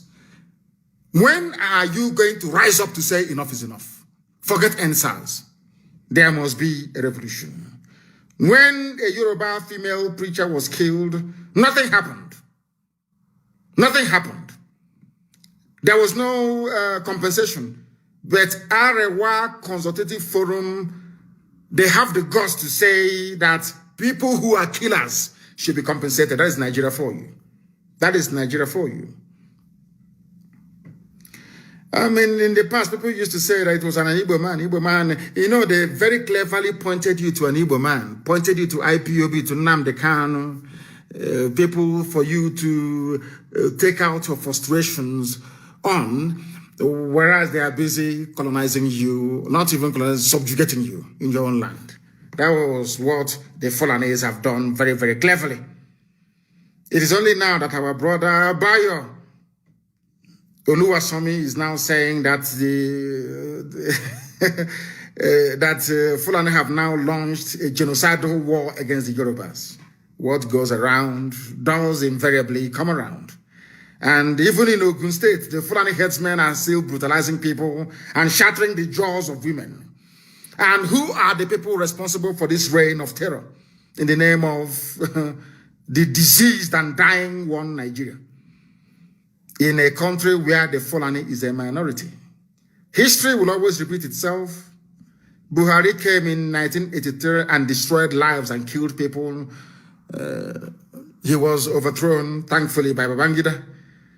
And in 2015, you people brought him back. And I managed to publish the names of those who are responsible for the, should I say, the mess that Nigeria is in today. It's on my page. You can go and read it. But there is something that I want to point out this evening, because it seems to me that my friends in Yoruba media, they know the truth, but they know how to dance around it. You know, they say that these, you know, Makinde, Makinde has been paralyzed by fear. Paralyzed by fear. The Janjaweed got to him. He's a governor. That's what they do. Oh, do you want to stay there? Do you want to consider in there? Then do something. Do something now and protect Fulani. We are all one Nigeria. That's what they always do. That's why Makinde came out to start talking rubbish. But the Minister of Youth and Sports Development, Mr. Sunday Dare, has advised the Oyo State Governor, Sheyi Makinde, to be more proactive and decisive in handling the situation in his state. That's what they do. Once you go into power, you are in power. You don't want anybody to actually interfere or interrupt the flow of money in name of allocation coming to you. Because of that, you do everything you can to cling on to power. And that most times means doing what will please the Fulani. And that is why Yoruba forests today have been taken over by Fulani Janjaweed. And in the north, the same bandits that came from Niger Republic, from Mali, from everywhere, these are Fulani. They are giving them hillocks, vans and vehicles and millions of naira. They call them repentant bandits. Even the one from Ouagadougou, he's in Abuja collecting his hillocks and billions of naira in your one Nigeria. That is why if you remain in Nigeria, you are going to die. You are going to perish. And that is the reason why we do what we do. We want to save you. We want to make your lives better. We want to make sure that you enjoy the benefits of freedom the same way that we wish upon Biafran people, not just in Biafran, but all over the world. That is why we must join hands together. That is why there must be a revolution. And that is why everybody must support IPOB in what we are doing. And that is why we must bring the zoo to an end, to let the people decide. As Modo was screaming and barking and saying that their 1999 constitution is evil, who is going to rewrite it? Is it not the people?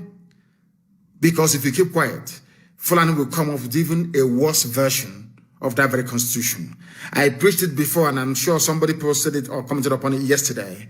Go to that constitution and you will see the mess that your lives are today is as a direct result of a constitution written by a Fulani man for Fulani people in order to dominate you. That is why everybody must rise up and be part of what we are doing. That is why everybody must rise up and support what IPOB is doing. And if you have a relative in the Nigerian army and they are busy killing innocent people on the streets, know that there will be a payback time for them. We will not forgive. We are not going to lament. I'm not going to complain or cry. You went to all, you killed people and you did this and you did that. Anything you do to us, we are going to revenge. I'm saying it live so that the whole world can hear me. That thing you want, you're going to get it. And there are a few special announcements I would like to make. There are new USA National Financial Secretary, Mrs. Latina McPeters, and also our Asset Recovery Officer is Dr. Nelly Ofebu. The rest will be put in place. And please, we must note that we have 4 independent regional coordinators in the United States of America, and the names, rightly so, are Central Regional Coordinator, Pacific Regional Coordinator, Eastern Regional Coordinator, Mountain Regional Coordinator. They are all independent. We must make this very, very clear, please. And you also know that we are doing a very fantastic job, and our land is safer today than it was yesterday. That I can assure you. The zoo will try everything they can to intimidate. That it is in their nature. But we are not going to capitulate. We are standing very tall and very firm because the land of Biafra must be protected at all costs. And that is precisely what we are doing. And with that, we have come to the end of our presentation this very evening. I thank you all for listening, and I'm sure you have noted down very important and critical points for you to research at your leisure. Or you can come back to my page to go through all the links and the videos that we have published to prove to you irrefutably that the Fulanis are out to conquer, to subjugate, to kill, to pillage, and to drive us away from our lands, and we're not going to allow it. Once again, thank you very much for listening. From me, from here, with every love in my heart, it is good evening.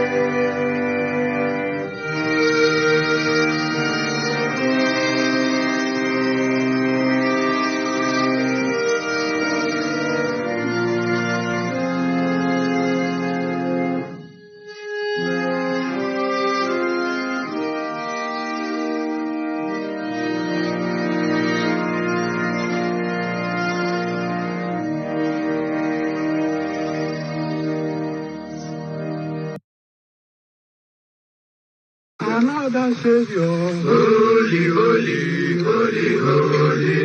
Adimebujuku. Another Savior. Another Savior. Holy, holy, holy, holy. Adimebujuku. Another Savior. Well, this is MAOBI N. This is dedicated to the gallant heroes of the Nigerian Biafra War and IPO families all over the world. I remember the Nigerian Biafran War, in the thickness of the Biafra genocide. Hey, one man revived the vanishing hope to life. Let the great Biafran army to fight, and they were singing out. Holy, holy, holy, holy.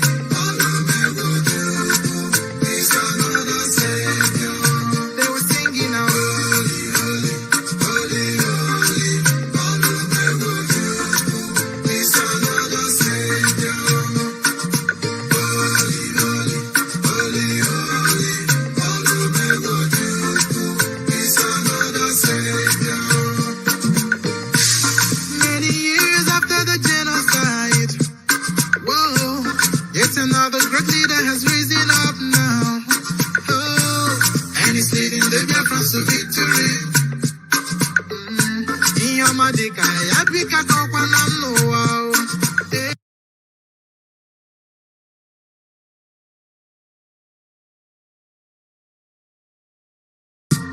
when I'm singing along. Holy, holy, holy, holy. Nnamdi Kanu is another Savior.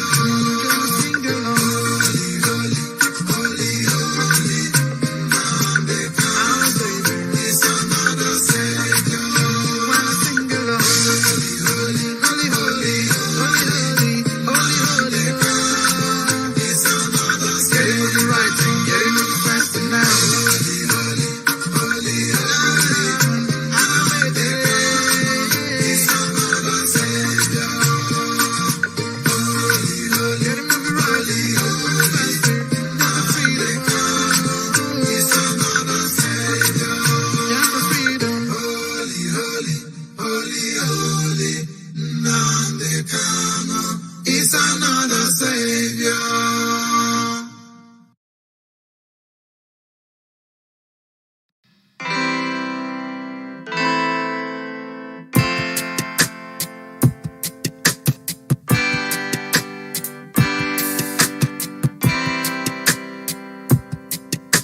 I thought of Biafra freedom taking longer, and cause of that you tend to feel so low. I know our freedom is your greatest hunger. I thought of Biafra keeps your heart aglow. We will walk the line, this hell that we've known with time. Gotta take it away. Just hold on and don't let go. Hold on, do not let go. Just hold on and don't let go. Biafra is just a step away. Just hold on. Hold on, do not let go. Just hold on and don't let go. Biafra is just a step away. Our history has never known no laughter. It's always been this red and black, no green. A nation of these blessed yet hungry people. We shine a brighter light the world will see. We will touch the skies and set up a throne on high and reign with our God. Just hold on and don't let